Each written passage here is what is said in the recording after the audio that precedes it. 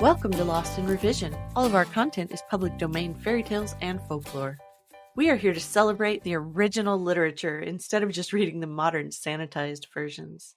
We post short segments of stories daily for people who just want a story to follow along with, and monthly full episodes where we read and discuss popular classics. Come and find us on Patreon to listen to the full chapters early and without interruption. Any support you can offer helps keep this podcast going and you entertained. All of our music is by Nathan Hubble and is used with his permission. Thanks, and enjoy the show. Chapter 7 For Valor. Part 3.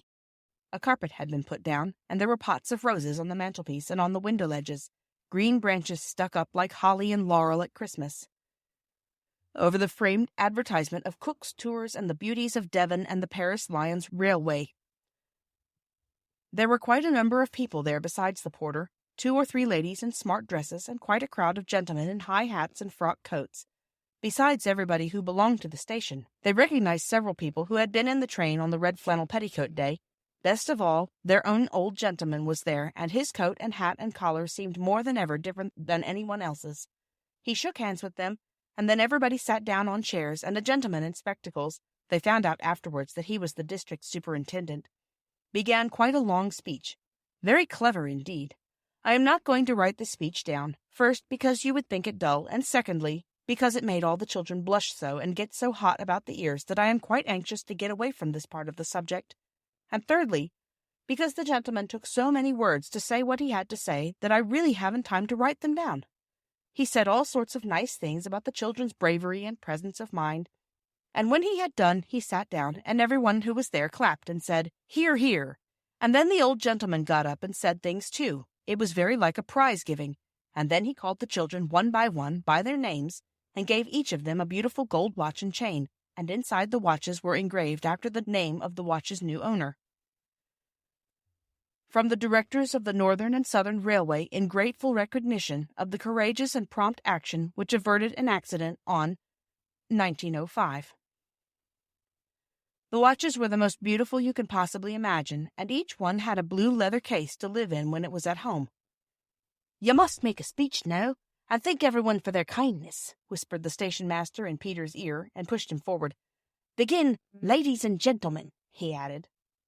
Each of the children had already said thank you quite properly. "Oh dear," said Peter, but he did not resist the push. "Ladies and gentlemen," he said in a rather husky voice. Then there was a pause, and he heard his heart beating in his throat. "Ladies and gentlemen," he went on with a rush, "it's most awfully good of you, and we shall treasure the watches all our lives, but really we don't deserve it, because what we did wasn't anything, really. At least, I mean, it was awfully exciting, and what I mean to say, thank you all very, very much." The people clapped Peter more than they had done the district superintendent, and then everybody shook hands with them, and as soon as politeness would let them, they got away and tore up the hill to 3 Chimneys with their watches in their hands. It was a wonderful day, the kind of day that very seldom happens to anybody, and to most of us not at all. "I did want to talk to the old gentleman about something else," said Bobby, "but it was so public, like being in church." "What did you want to say?" asked Phyllis. "I'll tell you when I've thought about it more," said Bobby. So when she had thought a little more, she wrote a letter. "My dearest old gentleman," it said, "I want most awfully to ask you something. If you could get out of the train and go to the next, it would do. I do not want you to give me anything. Mother says we ought not to. And besides, we do not want any things, only to talk to you about a prisoner and captive. Your loving little friend, Bobby." So she got the station master to give the letter to the old gentleman, and next day she asked Peter and Phyllis to come down to the station with her at the time when the train that brought the old gentleman from town would be passing through. She explained her idea to them, and they approved thoroughly. They had all washed their hands and faces and brushed their hair, and were looking as tidy as they knew how, but Phyllis, always unlucky, had upset a jug of lemonade down the front of her dress. There was no time to change, and the wind happening to blow from the coal yard, her frock was soon powdered with gray, which stuck to the sticky lemonade stains and made her look, as Peter said, like any little gutter child. It was decided that she should keep behind the others as much as possible. "Perhaps the old gentleman won't notice," said Bobby. "The aged are often weak in the eyes."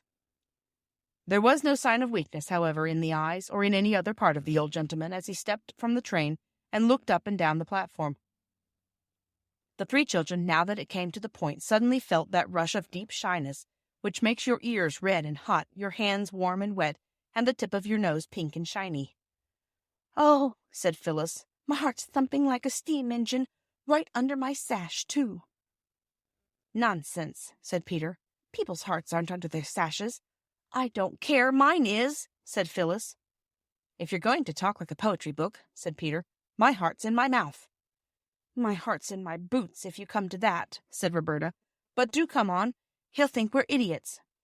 "He won't be far wrong," said Peter gloomily. Thank you for joining us today. I would like to thank all of our supporters on Patreon. Your support helps pay for all of the things that podcasting requires and helps keep this show alive and growing. Feel free to fact check us and offer suggestions to make our show better for you. You can send us an email at lostinrevisionpodcast@gmail.com. Don't forget to follow and give us a good review anywhere you listen, and share with your friends and family. There's a lot more waiting for us all at the end